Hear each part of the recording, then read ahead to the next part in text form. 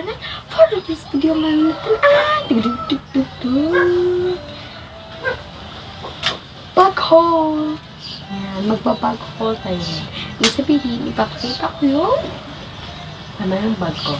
Kasi, malapit na yung pasukan. Sunday na ngayon, and tomorrow, Monday. So, tomorrow sana ang klase Monday, August 28. Pero,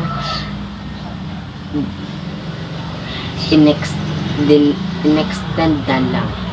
Naging August 29 kasi yung August 28 is holiday. National Heroes Day. So, yan. So magbabag-haul na tayo. Sisimulan na natin. Nakabitay lang siya. Pero, iluloob. Ipasok to. Pero, dito is pero, hindi pa man mag-iisip. Pero, dito muna. Para design. Wow, design. Okay. Dito is baon ko. Pero wala pang baon. So, dito sa malaking bag is nandito yung mga notebooks ko and papers ko. So, wala pa akong mga art supply. Kaya kasi first day pa kasi. So, mayroon tayo ditong one whole sheet of paper. Yan. And pencil case ko pala to ha. Pencil case. So, ito yung one half crosswise. Tama ba ako? So, ilang natin yung notebooks ko. Ang dami na. 1, 2, 3, 4, 5, 6, 7, 8. 8 notebook ang kailangan ko. So, ang klase ko pala is 5 to 11 a.m. Kailangan for mga 3 is gising na ako, tapos 4 dapat nandoon ako kasi 5 a.m. magsisimula na yung klase. So, hanap ko pa yung mga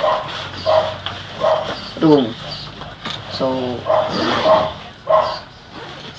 natin. So, itong notebooks ko is wala pang subject. So, sakto ko lang lalagyan ng subject kung meron na. Kung isulat ko kung ano yung mga sinubject namin, yung simulatan namin para malaman ko kung ano talaga, kung ano yung lahat ng subjects. So, yung 1/4 and yung lengthwise, wala pa akong paper na gano'n. Pero, ikon ko lang, kakat ko lang gano'n. Para magkaroon ng so, diba? Wala nang hingian ngayon. So, show ko lang guys is grade 7 ako and high school ako. So, wow, excited yun. So, dito sa dito sa lugar namin and doon sa pag-school. I-flex ko lang muna yung tumbler ko guys. So, diba? Sikat to na tumbler kayo. Ito yung Anita tumbler ko. For the August 29. Diba? Wow. So, alam nyo naman ito is kung mainit ang nilagay nyo dito is matagal yung ang init niya mag-stay. Kung malamig naman is malamig. Is matagal rin mag-stay. Diba? Pareho lang yan guys. So, pang aesthetic ka ng dating nyo. Guys, stopwatch!